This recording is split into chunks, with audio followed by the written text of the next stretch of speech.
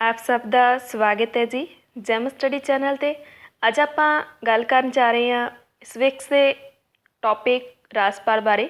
इस तो पहला भी जो राजपाल का पार्ट 1 बन चुके हैं, जिन्होंने विद्यार्थियों ने अजे तक वो नहीं देखा तो प्लीज़ इस वीडियो को इत्थे ही छड्ड देन ते पहला पार्ट 1 देख लैन, तां ही जो तुसीं लिंक करके वीडियो को अगे देख सकते हो तो अपना जो कंसैप्ट है उसमें क्लीयर कर सकते हो। इस तो इलावा जिन्हें विद्यार्थियों ने अजे तक चैनल को सबसक्राइब नहीं किया तो प्लीज़ चैनल को सबसक्राइब कर लैन। हाँ जी, इस तो पहला जो टॉपिक हो चुके हैं वो केंद्र सरकार दे हो चुके हैं, जिस दे विच राष्ट्रपति, उप राष्ट्रपति, प्रधानमंत्री, राज सभा, लोक सभा के बारे जी विस्तारपूर्वक जानकारी दी गई है।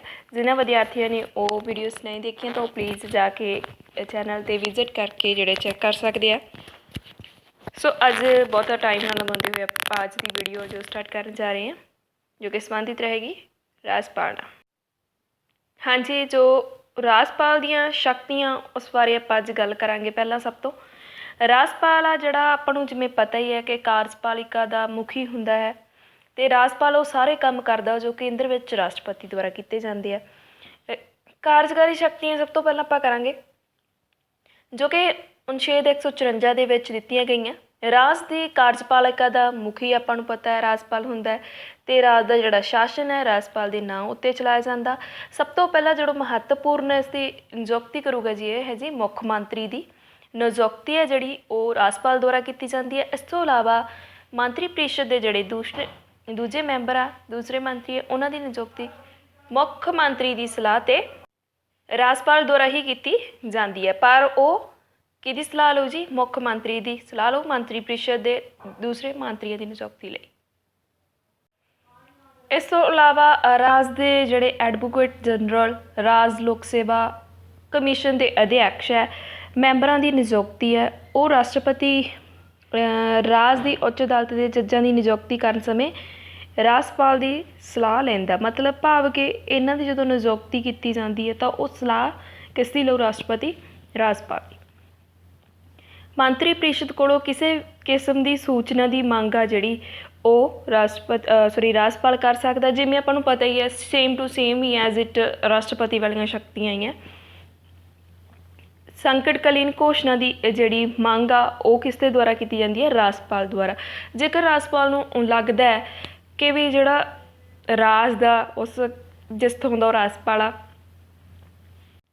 उसका जिहड़ा शासन है वो कानून के अनुसार संविधान के अनुसार नहीं चल रहा तो राष्ट्रपति नूं कह सकता कि उसके राज के विच की कर दिता जाए संकटकालीन घोषणा जिहड़ी लागू कर दी जाए।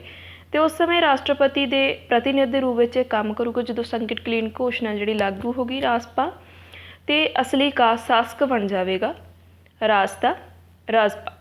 हाँ जी, जेकर आप गल करिए विधानक शक्तियां की, जिवें आपां नूं पता ही है कि विधानक जिहड़ियां शक्तियां होंदियां विधानपालिका के हत्थ विच होंदियां। भावें कि आपां नूं पता भी राजपाल राज की विधानपालिका के किसी भी सदन का मैंबर नहीं हुंदा तां जो वो राजनीति तो निर्लेप रह सके। आपां पहला ही ये गल कर चुके हैं, पर फिर भी राज विधान मंडल का जो समागम जे करवाउणा इसनूं लग रहा राजपाल ने तो जदों ते जिथे चाहे समागम बुला सकता है। विधानपालिका के सदन नूं भंग भी कर सकता ते राज विधान सभा भी भंग कर सकता जेकर उचित संविधान के कानूनों अनुसार काम नहीं करती। जेकर इसनूं लगता है किसी विषय संबंधी कोई ध्यान दिवाउण वाला तो यह सांझी बैठक आ जिहड़ी वो बुलाउंदा ते उत्थे अपना भाषण भी दे सकता दोनों सदनां की। गैर हाज़र जिहड़े मैंबर आ उन्होंने हाज़र होने के लिए भी कह सकता राजपाल। इस तो इलावा पहले समागम हुंदा जो आम चोणां होंदियां सधारण चोणां होंदियां तो विधान मंडल का जो पहला आपां कह लईए समागम स्टार्ट हुंदा तो उस दे विच जिहड़ा भाषण आ वो राजपाल द्वारा दिता जाता है। इस तो इलावा किसी विषय संबंधी कोई जानकारी प्राप्त करने लई संदेश भी भेज सकता मंत्रियों नूं। कुछ मैंबर भी है जिहड़े इस दे द्वारा नामजद जिहड़े कीते जांदे आ। इस तो इलावा बिलों उपर जिहड़ी प्रवानगी आ वो भी राजपाल द्वारा दी जाती है। हर एक बिल उपर इसकी प्रवानगी लाजमी है, पर यह उसके उपर जेकर किसी भी तरह सहमत नहीं तो पर वो कोई रोक नहीं लगा सकता। जेकर उन्होंने दोबारा पास कर दिता तो इसनूं उस पर प्रवानगी बिल पर देनी ही पवेगी। ਬਿੱਲ ਰਾਖਵਾਂ ਰੱਖ ਸਕਦਾ ਹੈ। ਜੇਕਰ ਇਸ ਨੂੰ ਲੱਗੇ ਕੋਈ ਵੀ ਬਿੱਲ ਹੈ ਉਹਨੂੰ ਇਹ ਰਾਖਵਾਂ ਵੀ ਰੱਖ ਸਕਦਾ ਕਿ ਰਾਸ਼ਟਰਪਤੀ ਦਾ ਉਹਦੇ ਉੱਤੇ ਵਿਚਾਰ ਲੈਣਾ ਜ਼ਰੂਰੀ ਹੈ, ਤਾਂ ਰਾਸ਼ਟਰਪਤੀ ਦੇ ਵਿਚਾਰ ਲੈਣ ਦੇ ਲਈ ਕਿਸੇ ਵੀ ਬਿੱਲ ਨੂੰ ਰਾਖਵਾਂ ਵੀ ਰੱਖ ਸਕਦਾ ਰਾਜਪਾਲ। ਇਸ ਤੋਂ ਇਲਾਵਾ ਜੇਕਰ ਸਦਨ ਦਾ ਸਮਾਗਮ ਜਿਹੜਾ ਨਹੀਂ ਹੋ ਰਿਹਾ ਅਤੇ ਇਸ ਤਰ੍ਹਾਂ ਲੱਗ ਰਿਹਾ ਕਿ ਵੀ ਕੋਈ ਕਾਨੂੰਨ ਬਣਾਉਣ ਦੀ ਲੋੜ ਹੈ ਤਾਂ ਅਧਿਆਦੇਸ਼ ਜਾਰੀ ਕਰਨ ਦੀ ਸ਼ਕਤੀ ਵੀ ਦਿੱਤੀ ਗਈ ਹੈ। ਅਧਿਆਦੇਸ਼ ਉਦੋਂ ਤੱਕ 6 ਹਫ਼ਤੇ ਤੱਕ ਮਤਲਬ ਕਾਨੂੰਨ ਰਹਿੰਦਾ, ਉਸ ਤੋਂ ਬਾਅਦ ਉਹ ਖਤਮ ਹੋ ਜਾਂਦਾ। ਤਾਂ ਇਹਦੀ ਪੁੱਛ ਲੈਂਦੇ ਆ ਵੀ ਬਹੁਤ ਵਾਰੀ ਕਿ ਅਧਿਆਦੇਸ਼ ਦੀ ਮਿਆਦ ਕਿੰਨੀ ਹੁੰਦੀ ਹੈ, ਜੋ 6 ਹਫ਼ਤੇ ਹੀ ਹੁੰਦੀ ਹੈ। ਇਸ ਤੋਂ ਇਲਾਵਾ ਜੇਕਰ ਵਿਧਾਨ ਸਭਾ ਦੇ ਸਪੀਕਰ ਡਿਪਟੀ ਸਪੀਕਰ ਦਾ ਅਹੁਦਾ ਖਾਲੀ ਹੋ ਜਾਂਦਾ ਅਤੇ ਵਿਧਾਨ ਸਭਾ ਦੇ ਮੈਂਬਰਾਂ ਵਿੱਚੋਂ ਕਿਸੇ ਨੂੰ ਵੀ ਆਰਜੀ ਤੌਰ 'ਤੇ ਸਪੀਕਰ ਦੇ ਤੌਰ 'ਤੇ ਆਰਜੀ ਤੌਰ 'ਤੇ ਨਿਯੁਕਤ ਵੀ ਕਰ ਸਕਦਾ ਰਾਜਪਾਲ। ਇਸ ਤੋਂ ਇਲਾਵਾ ਜੇਕਰ ਵਿਧਾਨ ਪ੍ਰੀਸ਼ਦ ਦਾ ਆਪਾਂ ਕਹਿ ਲਈਏ ਪ੍ਰਧਾਨ ਜਾਂ ਉਪ ਪ੍ਰਧਾਨ ਦਾ ਖਾਲੀ ਅਹੁਦਾ ਹੋ ਜਾਂਦਾ ਕਿਸੇ ਵੀ ਕਾਰਨ, ਤਾਂ ਆਰਜੀ ਪ੍ਰਧਾਨ ਜਿਹੜਾ ਨਿਯੁਕਤ ਕਰੂਗਾ ਰਾਜਪਾਲ। ਜੇਕਰ ਆਪਾਂ ਗੱਲ ਕਰੀਏ ਇਸ ਦੀਆਂ ਵਿੱਤੀ ਸ਼ਕਤੀਆਂ ਦੀ, ਤਾਂ ਵਿੱਤੀ ਸ਼ਕਤੀਆਂ ਦੇ ਸੰਬੰਧ ਵਿੱਚ ਜਿੰਨਾ ਵੀ ਅਨੁਮਾਨਿਤ ਖਰਚ ਹੈ, ਆਮਦਨਾਂ ਦਾ ਜਿਹੜਾ ਵੇਰਵਾ ਗਾ, ਅਨੁਮਾਨਿਤ ਆਮਦਨ ਇੰਨੀ ਹੋਊਗੀ, ਠੀਕ ਹੈ, ਜਾਂ ਇੰਨਾ ਖਰਚ ਹੋਊਗਾ, ਤਾਂ ਉਹ ਰਾਜ ਵਿਧਾਨ ਸਭਾ ਵਿੱਚ ਪੇਸ਼ ਕਰਵਾਉਂਦਾ। ਕੌਣ ਕਰਵਾਉਂਦਾ ਜੀ? ਰਾਜਪਾਲ। ਅਤੇ ਵਾਰਸ਼ਿਕ ਵਿੱਤੀ ਵੇਰਵਾ ਜਿਹੜਾ ਉਹ ਰਾਜ ਦੇ ਕਿੰਨਾ ਵਾਰਸ਼ਿਕ ਵਿੱਤੀ ਵੇਰਵਾ ਹੋਊਗਾ ਉਹ ਰਾਜ ਦੇ ਵਿੱਤ ਮੰਤਰੀ ਦੁਆਰਾ ਪੇਸ਼ ਕੀਤਾ ਜਾਵੇਗਾ। ਧਨ ਵੈਲਾ ਜਿਹੜੇ ਉਹ ਰਾਜਪਾਲ ਦੀ ਆਗਿਆ ਤੋਂ ਬਿਨਾਂ ਪੇਸ਼ ਨਹੀਂ ਕੀਤੇ ਜਾ ਸਕਦੇ। ਇਸ ਤੋਂ ਇਲਾਵਾ ਜਿਹੜੇ ਰਾਜ ਦੀ ਅਚਨਚੇਤ ਨਿਧੀ ਹੁੰਦੀ ਆ ਉਹਦੇ ਉੱਤੇ ਨਿਯੰਤਰਣ ਆ ਜਿਹੜਾ ਪ੍ਰੋਪਰਲੀ ਕਿਸ ਦਾ ਹੁੰਦਾ ਜੀ? ਰਾਜਪਾਲ ਦਾ। ਅਤੇ ਉਸਦੀ ਮਰਜ਼ੀ ਅਨੁਸਾਰ ਹੀ ਜਿਹੜਾ ਅਚਨਚੇਤ ਫੰਡ ਦੇ ਵਿੱਚੋਂ ਆਪਾਂ ਕਹਿ ਲਈਏ ਮੰਤਰੀ ਆ ਜਾਂ ਆਪਾਂ ਕਹਿ ਲਈਏ ਸਰਕਾਰ ਆ ਜੋ ਵੀ ਹੈ ਨਾ ਮੁੱਖ ਮੰਤਰੀ ਉਸ ਨੂੰ ਵਰਤ ਵੀ ਸਕਦਾ ਰਾਜਪਾਲ ਦੀ ਪ੍ਰਵਾਨਗੀ ਦੇ ਨਾਲ। ਨਿਆਇਕ ਸ਼ਕਤੀਆਂ ਜਿਹੜੀਆਂ ਨਿਆਇਕ ਸ਼ਕਤੀਆਂ ਦੇ ਵਿੱਚ ਜੀ ਕਿਸੇ ਇਹਨੂੰ ਬਹੁਤ ਮਹੱਤਵਪੂਰਨ ਸ਼ਕਤੀ ਦਿੱਤੀ ਵੀ ਜੇਕਰ ਕਿਸੇ ਵੀ ਦੋਸ਼ੀ ਦੀ ਜਿਹੜੀ ਸਜ਼ਾ ਗੀ ਉਸ ਨੂੰ ਘਟਾਉਣਾ ਗਾ ਤਾਂ ਜਾਂ ਮੁਲਤਵੀ ਕਰਨਾ ਤਾਂ ਉਹ ਰਾਜਪਾਲ ਕਰ ਸਕਦਾ, ਪਰ ਉਹ ਰਾਜ ਕਾਨੂੰਨ ਦੀ ਉਲੰਘਣਾ ਕੀਤੀ ਹੋਵੇ ਉਸ ਦੋਸ਼ੀ ਨੇ, ਨਾ ਕਿ ਕੇਂਦਰ ਸਰਕਾਰ ਦੇ ਕਾਨੂੰਨ ਦੀ। ਠੀਕ ਹੈ ਨਾ ਜੀ, ਇਸ ਨੂੰ ਧਿਆਨ ਵਿੱਚ ਰੱਖਣਾ, ਰਾਜ ਕਾਨੂੰਨ ਦੀ ਉਲੰਘਣਾ ਨੂੰ। ਇਸ ਤੋਂ ਇਲਾਵਾ ਇਹਦੀਆਂ ਕੁਝ ਇੱਛੁਕ ਸ਼ਕਤੀਆਂ ਵੀ ਜਿਨ੍ਹਾਂ ਦੀ ਵਰਤੋਂ ਕਈ ਵਾਰ ਇਸਨੇ ਕੀਤੀ ਹੈ। ਮੁੱਖ ਮੰਤਰੀ ਦੀ ਜਿਹੜੀ ਨਿਯੁਕਤੀ ਸੰਬੰਧੀ ਆ ਸਭ ਤੋਂ ਪਹਿਲਾਂ 164 ਅਨੁਛੇਦ ਦੇ ਵਿੱਚ ਜਿਸ ਦਾ ਵਰਣਨ ਕੀਤਾ ਗਿਆ ਜੀ। ਰਾਜਨੀਤਿਕ ਦਲਾਂ ਦੇ ਦਾਅਵੇ ਨੂੰ ਪ੍ਰਵਾਨ ਕਰਨ ਸੰਬੰਧੀ ਵੀ ਹੈ ਵੀ ਕਿਸੇ ਰਾਜਨੀਤਿਕ ਦਲ ਨੂੰ ਬਹੁਮਤ ਪ੍ਰਾਪਤ ਨਹੀਂ ਹੋਇਆ ਤਾਂ ਕਿਸ ਨੇ ਵੀ ਸਰਕਾਰ ਬਣਾਉਣੀ ਹੈ ਤਾਂ ਉਸ ਦੇ ਵਿੱਚ ਜਿਹੜਾ ਉਹ ਦਾਅਵਾ ਕਰਨਗੇ ਉਸ ਸੰਬੰਧੀ ਵੀ ਉਹ ਸਹੀ ਨੇ ਜਾਂ ਗਲਤ ਨੇ, ਇਹ ਵੀ ਕਿਹੜਾ ਆਪਾਂ ਕਹਿ ਲਈਏ ਕਹਿਣਾ ਕਿਸ ਨੇ ਹੁੰਦਾ? ਰਾਜਪਾਲ ਨੇ। ਉਸ ਦੇ ਉੱਪਰ ਹੀ ਡਿਪੈਂਡ ਕਰਦਾ। ਵਿਧਾਨ ਮੰਡਲ ਦੁਆਰਾ ਪਾਸ ਕੀਤੇ ਬਿੱਲਾਂ ਸੰਬੰਧੀ ਮੰਤਰੀ ਮੰਡਲ ਤੋਂ ਸੂਚਨਾ ਪ੍ਰਾਪਤ ਕਰਨੀ।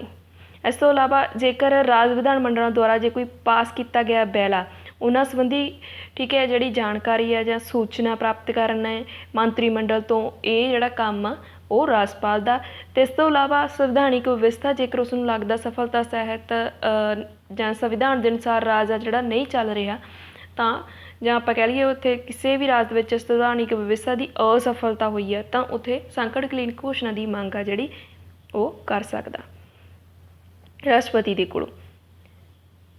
ਮੰਤਰੀਆਂ ਦੇ ਵਿਰੁੱਧ ਮੁਕੱਦਮਾ ਚਲਾਉਣ ਦੀ ਆਗਿਆ ਵੀ ਦਿੱਤੀ ਗਈ ਹੈ ਰਾਜਪਾਲ ਨੂੰ। ਨਵੰਬਰ 2004 ਦੇ ਵਿੱਚ ਸਰਵਉੱਚ ਅਦਾਲਤ ਦੁਆਰਾ ਇਹ ਨਿਰਣਾ ਕੀਤਾ ਗਿਆ ਸੀ ਵੀ ਮੰਤਰੀਆਂ ਦੇ ਵਿਰੁੱਧ ਮੁਕੱਦਮਾ ਜਿਹੜਾ ਚਲਾਇਆ ਜਾ ਸਕਦਾ ਜੇਕਰ ਰਾਜਪਾਲ ਕਹੇ। ਇਸ ਤੋਂ ਇਲਾਵਾ ਜੀ ਦੋ ਆਪਾਂ ਪਰਿਭਾਸ਼ਾਵਾਂ ਕਰ ਲੈਂਦੇ ਹਾਂ ਜੋ ਰਾਜਪਾਲ ਨਾਲ ਸੰਬੰਧਿਤ ਆ, ਕਈ ਵਾਰ ਪੁੱਛ ਲੈਂਦੇ ਆ ਵੀ ਇਹ ਪਰਿਭਾਸ਼ਾ ਕਿਸ ਦੀ ਹੈ ਜਾਂ ਇਹ ਕਥਨ ਕਿਸ ਦਾ ਹੈ। ਡਾਕਟਰ BR ਅੰਬੇਦਕਰ ਕੀ ਕਹਿੰਦੇ ਆ ਰਾਜਪਾਲ ਬਾਰੇ? ਰਾਜਪਾਲ ਦੀਆਂ ਸ਼ਕਤੀਆਂ ਕਹਿੰਦੇ ਬੜੀਆਂ ਸੀਮਤ ਨੇ ਅਤੇ ਨਾ ਮਾਤਰ ਹਨ, ਸੀਮਤ ਅਤੇ ਨਾ ਮਾਤਰ ਹਨ ਅਤੇ ਉਸ ਦੀ ਸਥਿਤੀ ਦਿਖਾਵੇ ਵਾਲੀ ਹੋਵੇਗੀ। ਇਹਦੇ ਕੋਲ ਦਿਖਾਵੇ ਵਾਲੀ ਹੋਊਗੀ ਉਹਨਾਂ ਦੀ ਸਥਿਤੀ। ਉਹ ਕੋਈ ਵੀ ਕਾਰਜ ਆਪਣੀ ਇੱਛਾ ਜਾਂ ਨਿੱਜੀ ਨਿਰਣੇ ਦੇ ਅਨੁਸਾਰ ਨਹੀਂ ਕਰ ਸਕੇਗਾ। ਇਹ ਕਿਹਾ ਸੀ ਜੀ BR ਅੰਬੇਦਕਰ ਨੇ। ਇਸ ਤੋਂ ਇਲਾਵਾ BB ਗਿਰੀ ਨੇ ਵੀ ਕੁਝ ਵਿਚਾਰ ਦਿੱਤੇ ਨੇ ਰਾਜਪਾਲ ਦੀ ਸਥਿਤੀ ਬਾਰੇ। ਰਾਜਪਾਲਾਂ ਨੂੰ ਸੰਵਿਧਾਨ ਦੇ ਉਪਬੰਧਾਂ ਆਪਣੀ ਸ੍ਰੇਸ਼ਟ ਮੱਤ ਅਤੇ ਯੋਗਤਾ ਅਨੁਸਾਰ ਲੋਕਾਂ ਦੇ ਹਿੱਤਾਂ ਲਈ ਕੰਮ ਕਰਨਾ ਚਾਹੀਦਾ ਹੈ, ਜਿਨ੍ਹਾਂ ਦੀ ਸੇਵਾ ਕਰਨਾ ਉਹਨਾਂ ਦਾ ਮੁੱਖ ਕਰਤੱਵ ਹੈ। ਹਾਂਜੀ, ਕੁਛ ਆਪਾਂ ਹੁਣ ਮਹੱਤਵਪੂਰਨ ਕੁਐਸਚਨ ਆ ਜਿਹੜੇ ਕਰ ਲੈਂਦੇ ਹਾਂ। ਜਿਹੜਾ ਰਾਜਪਾਲ ਆ ਉਸ ਨੂੰ ਸਹੁੰ ਜਿਹੜੀ ਚੁਕਾਈ ਜਾਂਦੀ ਹੈ ਤਾਂ ਅਹੁਦਾ ਸੰਭਾਲ ਦੇ ਸਮੇਂ ਅਨੁਛੇਦ 159 ਵਿੱਚ ਵਰਣਨ ਕੀਤਾ ਗਿਆ। ਰਾਜਪਾਲ ਨੂੰ ਸਹੁੰ ਚੁਕਾਉਂਦਾ ਜੀ ਉੱਚ ਅਦਾਲਤ ਦਾ ਮੁੱਖ ਜੱਜ। इस तो इलावा एक राजपाल नूं 2 ਜਾਂ 2 ਤੋਂ ਵੱਧ ਰਾਜਾਂ ਦਾ ਰਾਜਪਾਲ ਨਿਯੁਕਤ ਕੀਤਾ ਜਾ ਸਕਦਾ। नंबर 3 ਆਪਾਂ ਗੱਲ ਕਰੀਏ ਜੀ, ਭਾਰਤ ਦੇ ਕੇਂਦਰ ਸ਼ਾਸਿਤ ਪ੍ਰਦੇਸ਼ਾਂ ਵਿੱਚ ਉਪ ਰਾਜਪਾਲ ਵੀ ਹੋ ਸਕਦਾ ਹੈ। ਇਸ ਤੋਂ ਇਲਾਵਾ ਜੇਕਰ ਆਪਾਂ ਨਿਯੁਕਤੀਆਂ ਦੀ ਗੱਲ ਆਪਾਂ ਥੋੜ੍ਹੇ ਸੰਖੇਪ ਰੂਪ ਵਿੱਚ ਕਰ ਲੈਂਦੇ ਹਾਂ। ਮੁੱਖ ਮੰਤਰੀ ਦੀ ਨਿਯੁਕਤੀ ਕਰਦੇ ਸੀ ਰਾਜਪਾਲ, ਮੰਤਰੀ ਪ੍ਰੀਸ਼ਦ ਦੀ। ਇਸ ਤੋਂ ਇਲਾਵਾ ਵਿਧਾਨ ਪ੍ਰੀਸ਼ਦ ਦੇ ਮੈਂਬਰਾਂ ਦਾ 1/6 ਹਿੱਸਾ ਨਾਮਜ਼ਦ ਕਰਦਾ ਹੈ। ਰਾਜਪਾਲ ਜ਼ਿਲ੍ਹਾ ਹਾਈ ਕੋਰਟ ਦੇ ਜੱਜਾਂ ਦੀ ਨਿਯੁਕਤੀ ਕਰਦਾ ਹੈ। ਰਾਜਪਾਲ ਹਾਈ ਕੋਰਟ ਦੇ ਜੱਜਾਂ ਦੀ ਨਿਯੁਕਤੀ ਲਈ ਰਾਸ਼ਟਰਪਤੀ ਨੂੰ ਸਲਾਹ ਵੀ ਦਿੰਦਾ ਹੈ ਵੀ ਕਿਹੜੇ ਕਿਹੜੇ ਜੱਜ ਆ, ਉਹਨਾਂ ਦੀ ਸਲਾਹ ਦਿੰਦਾ ਹੈਗਾ ਹਾਈ ਕੋਰਟ ਦਿਆਂ ਨੂੰ। ਪਰ ਜ਼ਿਲ੍ਹਾ ਕੋਰਟ ਹੁੰਦੀਆਂ ਜਿਹੜੀਆਂ ਉਹਨਾਂ ਦਾ ਆਪ ਸਿਲੈਕਟ ਕਰਦਾ ਜੱਜਾਂ ਨੂੰ, ਪਰ ਜਿਹੜੇ ਹਾਈ ਕੋਰਟ ਦੇ ਜੱਜ ਆ ਉਹਨਾਂ ਨੂੰ ਇਹ ਰਾਸ਼ਟਰਪਤੀ ਨੂੰ ਸਲਾਹ ਦਿੰਦਾ ਨਿਯੁਕਤੀ ਸੰਬੰਧੀ। ਇਸ ਤੋਂ ਇਲਾਵਾ ਰਾਜ ਦੇ ਲੋਕ ਸਭਾ ਆਯੋਗ ਹੁੰਦਾ, ਸਭਾ ਹੀ ਲਿਖਿਆ ਪਿਆ ਜੀ, ਲੋਕ ਸੇਵਾ ਹੈਗਾ, ਇੱਥੇ ਸੇਵਾ ਕਰ ਲਿਓ। ਰਾਜ ਦੇ ਜਿਹੜੇ ਲੋਕ ਸੇਵਾ ਆਯੋਗ ਹੁੰਦੇ ਆ ਉਹਨਾਂ ਦੀ ਨਿਯੁਕਤੀ, ਉਹਨਾਂ ਦੇ ਮੈਂਬਰਾਂ ਦੀ ਨਿਯੁਕਤੀ ਰਾਜਪਾਲ ਦੁਆਰਾ ਕੀਤੀ ਜਾਂਦੀ ਹੈ। ਇਸ ਤੋਂ ਇਲਾਵਾ ਰਾਜ ਵਿੱਚ 2 ਤਰ੍ਹਾਂ ਦੀ ਕਾਰਜਪਾਲਿਕਾ ਹੁੰਦੀ ਹੈ, ਆਪਾਂ ਨੂੰ ਪਤਾ ਹੀ ਹੈ, ਇੱਕ ਨਾਮਾਤਰ, ਇੱਕ ਵਾਸਤਵਿਕ ਕਾਰਜਪਾਲ। ਨਾਮਾਤਰ ਹੈ ਜੀ ਰਾਜਪਾਲ, ਵਾਸਤਵਿਕ ਮੁੱਖ ਮੰਤਰੀ ਅਤੇ ਮੰਤਰੀ ਮੰਡਲ। ਰਾਜਪਾਲ ਦੀ ਜਿਹੜੀ ਨਿਯੁਕਤੀ ਆ ਉਹ ਰਾਸ਼ਟਰਪਤੀ ਦੁਆਰਾ ਕੀਤੀ ਜਾਂਦੀ ਹੈ। ਜੇਕਰ ਉੱਥੇ ਆਪਸ਼ਨ, ਇੱਥੇ ਮੈਂ ਮੰਤਰੀ ਮੰਡਲ ਵੀ ਲਿਖ ਰੱਖਿਆ, ਜੇਕਰ ਉੱਥੇ ਆਪਸ਼ਨ ਆਉਂਦੀ ਹੈ ਤਾਂ ਆਪਾਂ ਮੰਤਰੀ ਮੰਡਲ ਕਰਾਂਗੇ, ਰਾਸ਼ਟਰਪਤੀ ਦੀ ਆਪਸ਼ਨ ਨਹੀਂ ਆਉਂਦੀ ਤਾਂ ਕਿਉਂਕਿ ਜਿਹੜਾ ਮੰਤਰੀ ਮੰਡਲ ਉਸ ਨੂੰ ਸਲਾਹ ਦਿੰਦਾ ਹੈ ਰਾਜਪਾਲ ਦੀ ਨਿਯੁਕਤੀ ਦੇ ਸੰਬੰਧੀ। ਰਾਸ਼ਟਰਪਤੀ ਲਈ ਮੁੱਖ ਮੰਤਰੀ ਦੀ ਸਲਾਹ ਲੈਣਾ ਜ਼ਰੂਰੀ ਨਹੀਂ ਹੁੰਦਾ ਜਦੋਂ ਉਹਦੀ ਚੋਣ ਕਰਨੀ ਹੈ। ਰਾਜਪਾਲ ਦੀ ਜਦੋਂ ਆਪਾਂ ਅਗਲੇ ਨਿਯੁਕਤੀ ਕਰਨੀ ਹੈ ਤਾਂ ਰਾਸ਼ਟਰਪਤੀ 'ਤੇ ਕੋਈ ਬੰਦਿਸ਼ ਨਹੀਂ ਹੈਗੀ ਵੀ ਉਹ ਜ਼ਰੂਰ ਹੀ ਜਿਹੜੀ ਸਲਾਹ ਲਵੇ ਮੁੱਖ ਮੰਤਰੀ ਦੀ। ਇਸ ਤੋਂ ਇਲਾਵਾ ਰਾਜਪਾਲ ਬਣਨ ਲਈ ਪੜ੍ਹਿਆ ਲਿਖਿਆ ਹੋਣਾ ਜ਼ਰੂਰੀ ਨਹੀਂ ਹੈਗਾ, ਅਨਪੜ੍ਹ ਵੀ ਰਾਜਪਾਲ ਬਣ ਸਕਦਾ ਹੈ। ਆਪਾਂ ਪਹਿਲਾਂ ਕਰਿਆ ਸੀਗਾ ਪਾਰਟ 1 ਵਿੱਚ ਕਿ ਸਰਕਾਰੀ ਆਯੋਗ ਨੇ ਕੁਝ ਸਿਫਾਰਿਸ਼ਾਂ ਕੀਤੀਆਂ ਸੀ, ਤਾਂ ਇਸ ਦੀ ਜਿਹੜੀ ਸਥਾਪਨਾ ਸੀ ਸਰਕਾਰੀ ਆਯੋਗ ਦੀ 1983 ਵਿੱਚ ਕੀਤੀ ਗਈ ਸੀ, ਇੰਦਰਾ ਗਾਂਧੀ ਦੇ ਸਮੇਂ ਵਿੱਚ। ਉਸ ਸਮੇਂ ਜੱਜ ਦਾ ਨਾਮ ਸੀ ਜੀ ਰਣਜੀਤ ਸਿੰਘ ਸਰਕਾਰੀਆ। ਰਣਜੀਤ ਸਿੰਘ ਸਰਕਾਰੀਆ ਦੇ ਨਾਮ 'ਤੇ ਹੀ ਇਸ ਆਯੋਗ ਦਾ ਨਾਮ ਸਰਕਾਰੀਆ ਆਯੋਗ ਪੈ ਗਿਆ ਸੀ। ਰਾਜਪਾਲ ਦੀਆਂ ਯੋਗਤਾਵਾਂ ਬਾਰੇ ਇਹਨਾਂ ਨੇ ਰਿਪੋਰਟ ਕੀਤੀ ਸੀ ਵੀ ਆਹ ਜਿਹੜੀਆਂ ਯੋਗਤਾਵਾਂ ਹੋਣੀਆਂ ਚਾਹੀਦੀਆਂ ਮੈਂਸ਼ਨ ਕੀਤੀਆਂ ਸੀ। 1987 ਦੇ ਵਿੱਚ ਇਹਨਾਂ ਨੇ ਰਿਪੋਰਟ ਪੇਸ਼ ਕੀਤੀ ਸੀ, ਪਰ ਹਜੇ ਤੱਕ ਉਹਨਾਂ ਸਿਫਾਰਿਸ਼ਾਂ ਨੂੰ ਲਾਗੂ ਨਹੀਂ ਕੀਤਾ ਗਿਆ।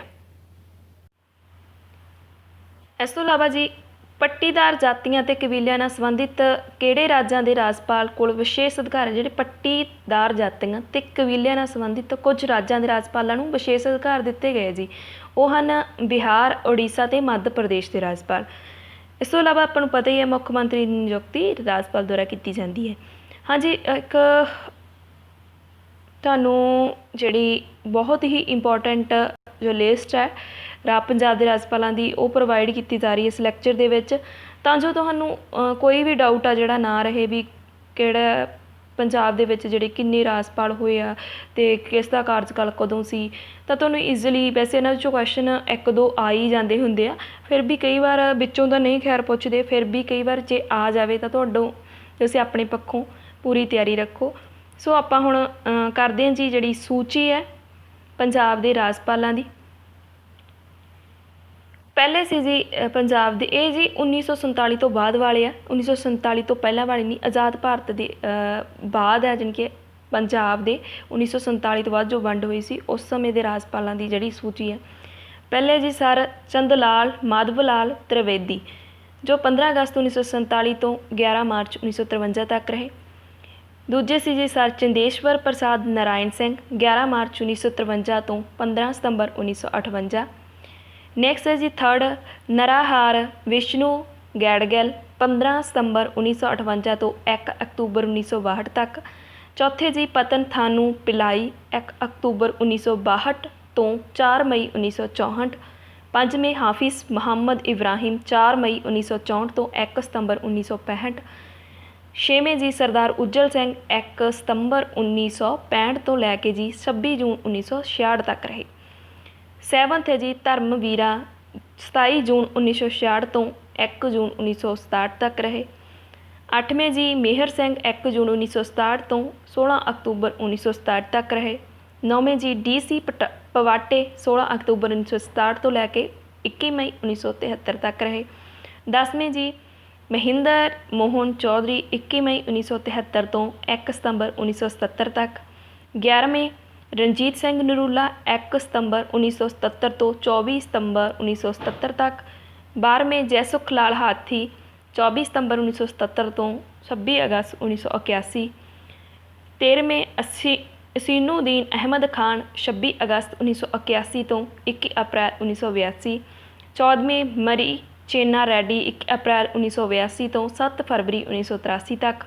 15वें SS संधावाड़िया 7 फरवरी 1983 तो 21 फरवरी 1983 तक। 16वें जी अनंत प्रसाद शर्मा 21 फरवरी 1983 तो 10 अक्तूबर 1983 तक। 17वें भैरव दत्त पांडे 10 अक्तूबर 1983 तो 3 जुलाई 1984 तक। 18वें जी करशप तैमूर शप सतारवाला 3 जुलाई 1984 तो 14 मार्च 1985 तक। 19वें हैं जी जो राजपाल अर्जुन सिंह 14 मार्च 1985 तो 14 नवंबर 1985 तक रहे। 20वें जी होकीसे सीमा 14 नवंबर 1985 तो 26 नवंबर 1985 तक। 21वें जी शंकर दयाल शर्मा 26 नवंबर 1985 तो 2 अप्रैल 1986 तक। 22वें जी सिद्धार्थ शंकर रे 2 अप्रैल 1986 तो 8 दिसंबर 1999। 23वें जी निर्मल मुखर्जी 8 दिसंबर 1999 तो 14 जून 1990 तक। 24वें जी बरिंदर वर्मा 14 जून 1990 तो 18 दिसंबर 1990 तक। 25वें जी जनरल ओम प्रकाश मल्होत्रा 18 दिसंबर 1990 तो 7 अगस्त 1991 तक। 26वें सुरेंद्र नाथ 7 अगस्त 1991 तो 9 जुलाई 1994 तक। 27वें सुधाकर पंडित राव कुर्दूकर 10 जुलाई 1994 तो 18 सितंबर 1994। 28वें लेफ्टिनेंट जनरल BKN शिब्बर 18 सितंबर 1994 तो 27 नवंबर 1999। 29वें लेफ्टिनेंट जनरल JFR जैकब 27 नवंबर 1999 तो 8 मई 2003। 30वें ओम प्रकाश वर्मा 8 मई 2003 3 नवंबर 2004 तक। 31वें कलियाकत रहमान कड़वाई 3 नवंबर 2004 तो 16 नवंबर 2004 तक। 32वें जनरल सनीक फ्रांसिस रोडरिगम 16 नवंबर 2004 तो 22 जनवरी 2010 तक।